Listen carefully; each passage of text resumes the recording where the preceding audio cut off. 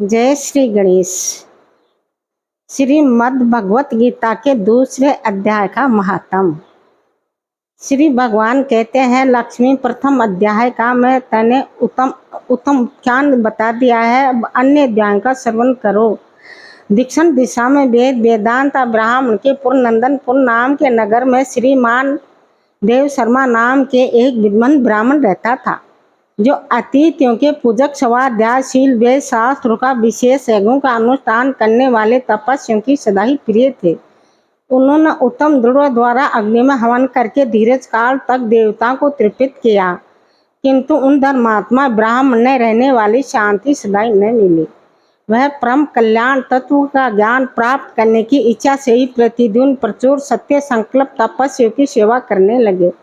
इस प्रकार शुभ आचरण करते हुए बहुत समय बीत गया। तदंतर एक दिन पृथ्वी पर त्यागी महात्मा प्रकट हुआ।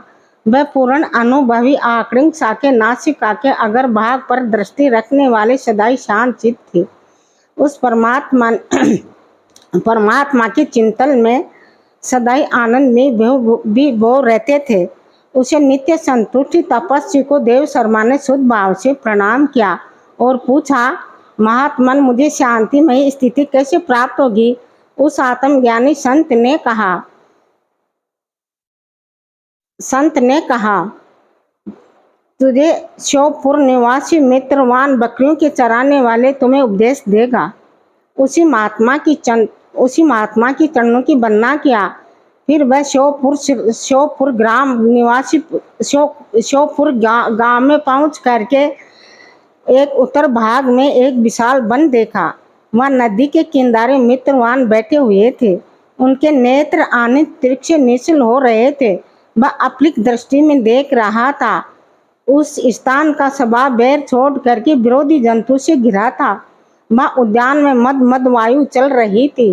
मुर्गों के झुंड शांत भाव से बैठे हुए थे। मित्रवान दया से भरी हुई आनंदमयी मनहारणी दृष्टि से मानो पृथ्वी पर अमृत से छिटक रहा था। उस रूप में देव शर्मा ने देखा और उनका मन बड़ा प्रसन्न हो गया। वह उत्सुक होकर के बड़ी विनय के साथ उसी मित्रवान के पास निकट गए।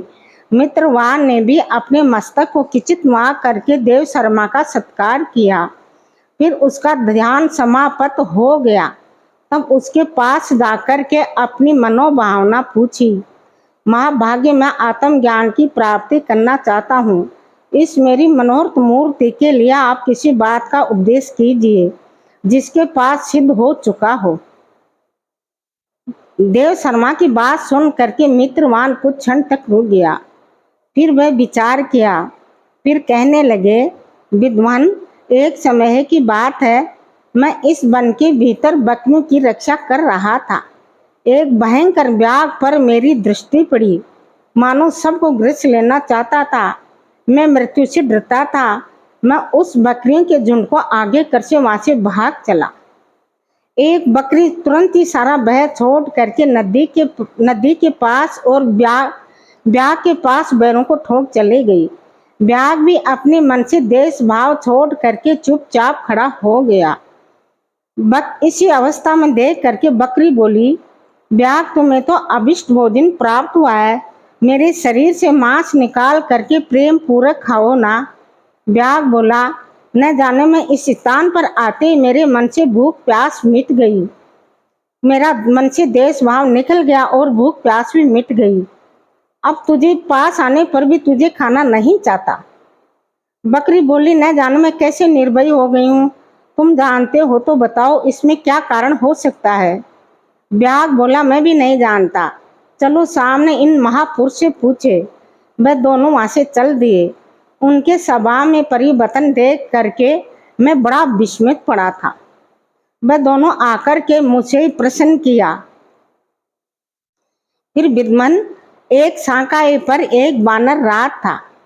मैं उसे दोनों के साथ पूछा। वानर राज ने कहा, अजापाल, सुनो, इस विषय में तुम्हें प्रचान वृतांत सुनाता हूँ। ये सामने ही वन के भीतर एक बहुत बड़ा मंदिर है। उसी की ओर देखो। उसमें ब्रह्मा जी का स्थापित किया हुआ एक शिवलिंग है। वहाँ पूर्व काल में एक सुख शर्मा नाम के विद्वान ब्राह्मण रहता था, जो वन में से फूलों का संग्रह लाते और नदी के जल से भगवान शंकर की पूजन किया करता था। इस आराधना का कार्य करते हुए वहीं निवास करते थे। एक दिन सुख शर्मा के पास अतिथियों का आगमन हुआ। सुख शर्मा ने वन में से फल ला करके अतिथियों को भोजन के लिए अर्पण किया और कहा, मैं केवल आत्मज्ञान की इच्छा से ही भगवान शंकर की पूजन किया करता हूँ। इस कार्य का मुझे आज फली पर फूक मिल गया है। आप जैसे महाभाग्य मुझ पर अनुग्रह किया गया है।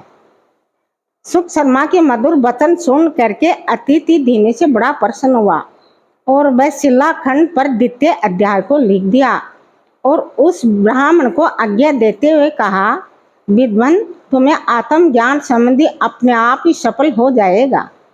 इसका निष्काम भाव से पाठ करो। और देखते देखते ही सुख शर्मा के सामने अंतर्ध्यान हो गया। सुख शर्मा बड़ा विस्मित हुआ। फिर उसी की आज्ञा पाकर के वह द्वितीय अध्याय का ही निष्काम भाव से अभ्यास करने लगा। फिर दीर्घ काल तक शुद्ध कर्ण होकर के वह जहाँ जहाँ गए वहाँ का तपोवन शांत हो गया। उसमें शीत उन राग देश की आदि बाधाएं दूर हो गई। इतना ही नहीं, भूख प्यास का कष्ट भी जाता रहा, भय का शुरत भाव हो गया। ये सब द्वितीय अध्याय का और सुख शर्मा की तपस्या का ही पर भाव समझो। फिर विद्वान, मैं बकरी ब्याग तीनों उसी वानर राज के कहने से उसी मंदिर की ओर गया और वहाँ द्वितीय अध्याय को मैंने देखा और पढ़ा। उनकी आवृत्ति करने से मैंने भी तपस्या का पार पा लिया। भद्र पुरुष, तुम भी इसी द्वितीय अध्याय का ही आवृत्ति क्या करो, तुमसे मुक्ति दूर नहीं होगी। फिर देव शर्मा ने उसी का उपदेश पाकर के उसी के चरणों की पूजन किया और वह पुरनंदन की पुर राहालिनी किसी देवालय में आकर के पूर्वगत आत्म महात्मा को पाकर के उसी का निंदन वर्तान किया और सबसे पहले वह द्वितीय अध्याय को ही पढ़ा। उनकी आवृत्ति करने से अनुबद्ध प्रसन्नता के परम पद को प्राप्त कर लिया। लक्ष्मी शब्द द्वितीय अध्याय का ही उत्तम उपाख्यान कहा गया है।